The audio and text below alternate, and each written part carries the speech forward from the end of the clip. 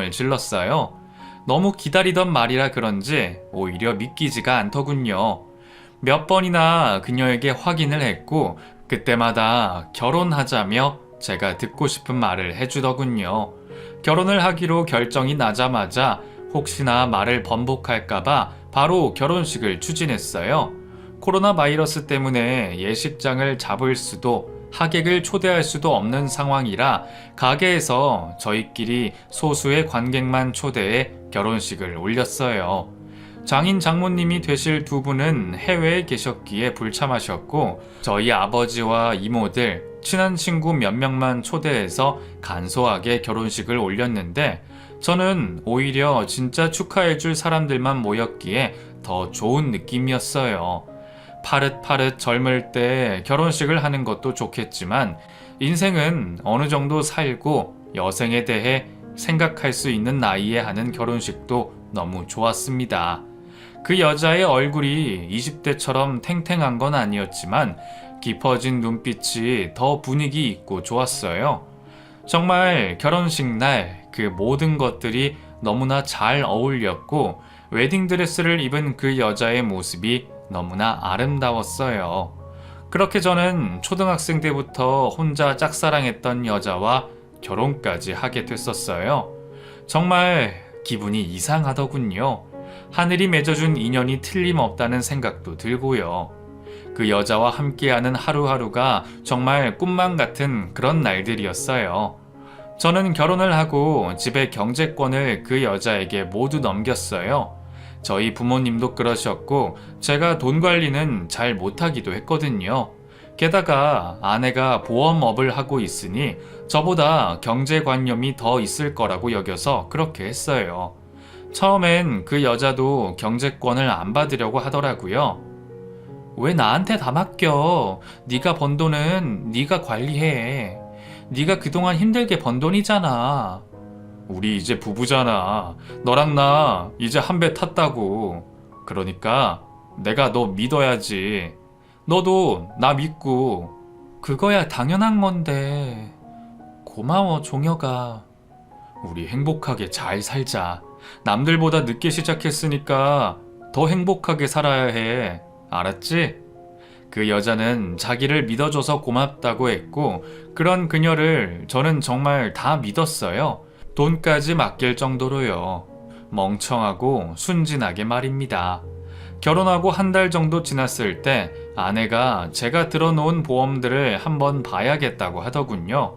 갖고 있던 보험들은 직장에 취직을 하고 대리로 승진했을 때쯤 드러났던 것들인데 지금은 시대가 변해서 더 좋은 조건으로 나온 상품들이 있다면서 살펴보고 리모델링을 해야 한다고 하더라고요. 당연히 아내가 하는 일이니 저는 군말 없이 알아서 하라고 했고 며칠 뒤 새로 견적을 낸 서류들을 가지고 왔어요.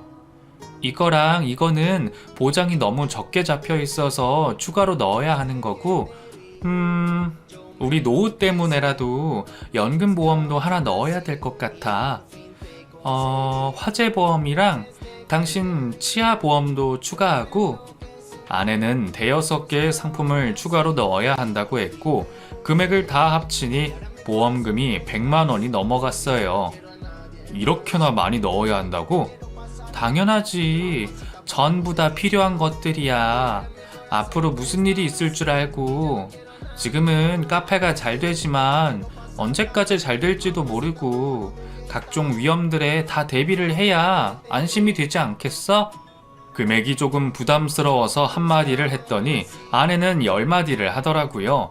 그러면서 첫 회 보험료는 자신이 내겠다고까지 하니 안 하겠다고 할 수가 없었습니다. 그렇게 덜컥 사인을 하게 됐어요. 그 다음 달에는 저희 아버지 보험도 한번 봐야 된다면서 연세 드신 분들도 앞으로 100세 이상씩 사신다며 보험을 2개나 더 들게 했죠. 이렇게까지 해야 하나 하는 물음표가 생겼지만 그럴 때마다 아내의 얘기를 들어보면 구구절절 다 맞는 말이라 결국엔 사인을 하게 됐고 결혼식 후 감사 인사를 하면서 연락처를 받은 친척들에게도 찾아가 보험 상담을 해주고 그러더군요. 아내는 입담이 참 좋았어요. 그래서 안부차 인사를 갔다가 보험을 한두 개씩은 계약을 하고 오더군요. 저희 집안에서 보험 설계사 일을 하는 친척이 없었기에 아내가 그렇게 정보도 주고 리모델링도 해주고 하는 게 좋다고 생각을 했어요. 설마 아내가 강매를 하겠냐는 생각 때문에 해가 될 건 없다고 여겼던 거죠. 그런데 그런 게 전부 저 혼자만의 생각이었어요. 친척들이 부담스러웠는데 제가 늦게 결혼까지 했고 해서 그냥 한두 개씩 들어줬다고 하더라고요. 나중에 알게 된 거지만요. 순진한 사람은 진짜 세상 살기 힘든 것 같습니다. 아내조차도 이렇게 저를 이용해 먹었으니까요. 어쨌거나 그건 나중 이야기고 당시에는 문제가 될 상황이란 걸 전혀 몰랐었어요. 그러니 아내가 하는 대로 가만히 뒀겠죠. 피해를 주는 줄 전혀 몰랐으니까요. 이번 워크숍은 몇 박 며칠이야? 이번에는 3박 4일? 그 정도 될 것 같아. 아니, 뭐 그리 길게 한대? 저번보다 이틀이나 늘었네. 이번에는 교육 끝나고 같이 간 동료들이랑 이틀 더 놀다가 오기로 해서. 괜찮지? 당신 보고 싶어서 어떻게 참으라고. 나도 보고 싶어서 큰일이네. 아내는 일하는 특성상 주기적으로 교육 및 단합 때문에 워크숍을 다녔어요. 거의 3개월에 한 번씩이었는데 그때마다 1박 2일씩 집을 비웠죠. 가게 운영 때문에 제가 며칠씩 자리를 비우는 게 쉽지 않았기에 결혼을 하고 같이 여행 다닌 적이 없었어요. 그래서 미안한 마음이 있었는데 그렇게라도 아내가 기분 전환하고 오는 게 좋을 것 같아서 별말을 안 했습니다. 아내는 오랜만에 집을 벗어나는 게 좋았는지 짐을 싸면서 콧노래도 부르고 아주 기분이 좋더라고요. 정작 저는 며칠씩 얼굴을 못 보게 돼서 기분이 안 좋은데 말이에요. 이렇게 집 떠나는 걸 좋아하면 내가 곤란한데 말이야. 에이, 왜 그래? 나중에 시간 내서 같이 여행 가자. 그러면 되지. 그래. 코로나 끝나고 안정되면 그때 꼭 가자. 급한 마음에 결혼식도 약식으로 하고 신혼여행도 겨우 제주도만 다녀와서 아내에게 미안한 마음이 없지 않아 있었어요. 게다가 장인 장모님은 결혼식에 참석도 못 하셨으니 아내가 얼마나 속상할까 싶은 생각도 들었고요. 코로나만 끝나면 인사도 드릴 겸 신혼여행도 제대로 갈 겸 해외로 나가야겠다. 그렇게 계획을 짰죠. 전염병이 막 돌았을 때는 매출이 진짜 형편없었는데 6개월, 1년이 지나면서 카페에 손님이 다시 오기 시작했기에 방역이 끝날 때까지는 버틸 수 있는 정도였어요. 그리고 저희 카페 위치가 교외에 있다 보니 기분 전환 삼아 많이들 와주시기도 해서 객수가 늘고 있었어요. 물론 매출이 완전히 회복된 건 아니었지만 마이너스는 아니었기에 그것만으로도 감지덕지 하더라고요. 드디어 아내가 워크숍을 떠나고 부족한 일손을 대신해 열심히 카페에서 커피를 제조했습니다. 그날은 매장 손님이 특히 많아서 좀 힘들었어요. 저녁도 제때 못 먹어 허기진 배를 쥐어잡고 집에 와서 즉석밥에 먹던 김치찌개를 데워 늦은 저녁을 때웠죠.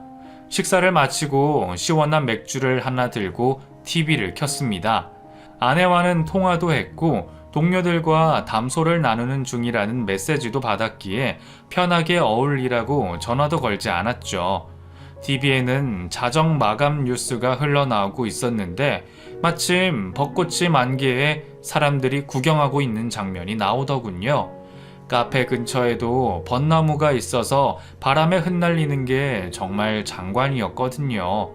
코로나19 확진자는 날이 갈수록 새로 갱신이 되었지만 사람들은 벚꽃 구경을 위해 밖으로 다 나왔고 벚꽃 명소지에는 정말 바글바글하게 모여 있더군요. TV에 나오는 곳을 아내와 같이 가서 산책해도 좋겠다는 생각을 하면서 뉴스에 자막을 보고 있는데 카메라 앵글이 벚나무를 잡다가 그 근처 야외 카페에 앉아 있는 사람들을 비췄죠. 음료를 마시느라 대부분 마스크를 벗고 있었고 그중 한 커플에게 저의 시선이 갔습니다. 그 커플의 여자가 입고 있는 옷이 눈에 익더라고요. 그래서 마시던 맥주를 내려놓고 TV 화면 가까이로 몸을 기울였죠. 다시 쳐다봐도 그 여자는 제 아내였어요. 그리고 맞은편에 앉은 남자는 처음 보는 사람이었고요.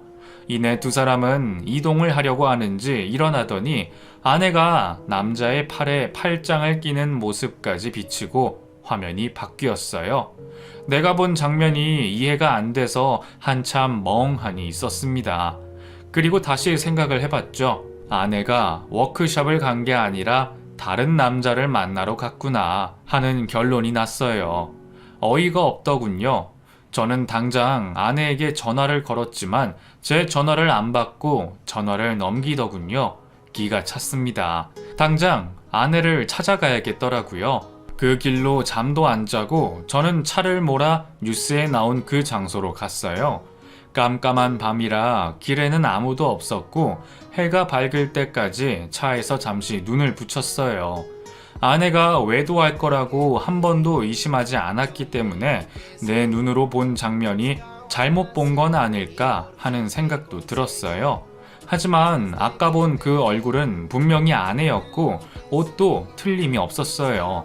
화가 나서 깊이 잘 수도 없어 자다 깨다를 반복하며 아침이 되었고 근처 국밥집에 가서 아침을 먹었어요. 이곳에서 아내를 찾을 수 있을지 미지수였지만 찾아다니려면 배가 든든해야 했으니까요. 곧 해가 점점 하늘 높이 올라가고 길에는 다시 벚꽃 구경하는 사람들로 붐비기 시작했어요. 설마 어제 그 장소에 다시 나타날까 싶은 의심이 들었지만 어디로 가야 할지도 몰랐기에 그 카페를 찾아서 사람이 잘 보이는 곳에 자리를 잡고 앉았어요. 거기서 밖에 다니는 사람들을 빠지지 않고 유심히 살폈어요. 그렇게 죽치고 앉아있은 지 3시간쯤 지났을까 문득 귀에 익숙한 목소리가 들렸습니다. 아내의 목소리였어요.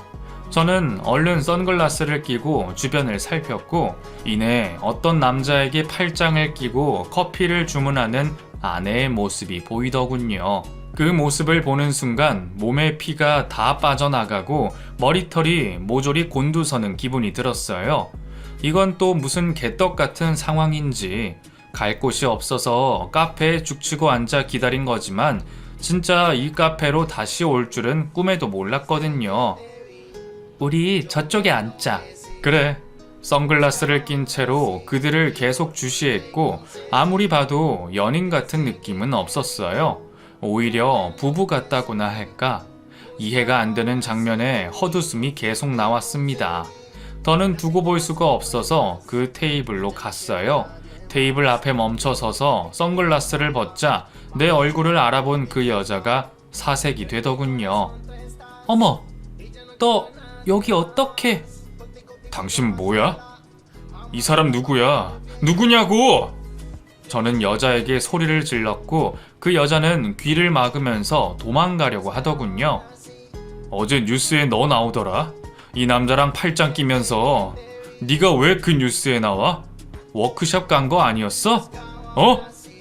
저는 도망가려는 그 여자의 팔목을 잡았고 그와 동시에 앉아있던 남자가 일어나 내 멱살을 잡더군요. 이 새끼 너 뭐야? 남의 마누라 팔목은 왜 잡고 있는 거야?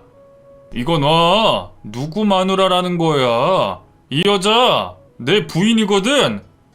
와, 이혜정, 너 또 작업했냐? 남자는 대뜸 아내에게 작업했냐고 물었고 그 말이 무슨 뜻인지 알아듣지 못하고 쳐다봤어요.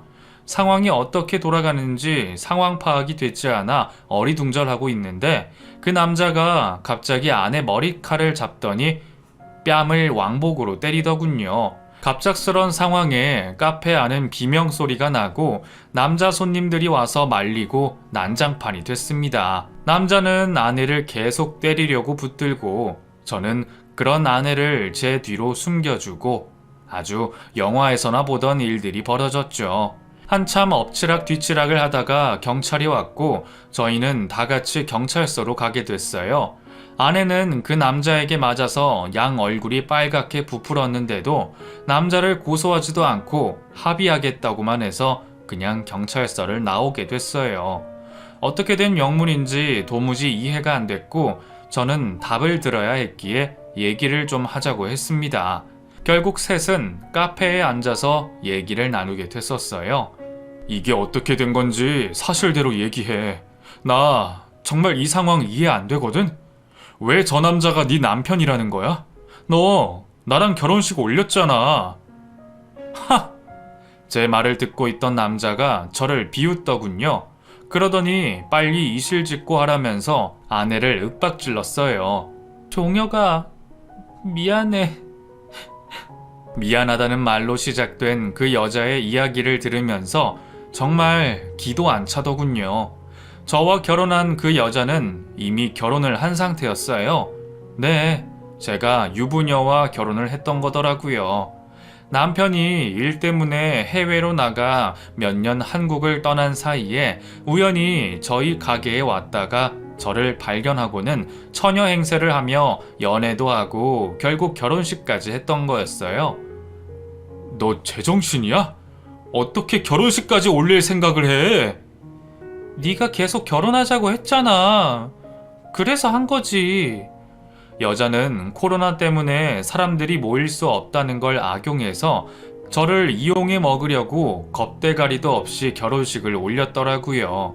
그리고 부부가 된 걸 이용해서 이 보험 저 보험 죄다 들게 해선 수당을 다 챙기고 심지어 제 친척들까지 들쑤셔 이용을 해먹은 거였어요.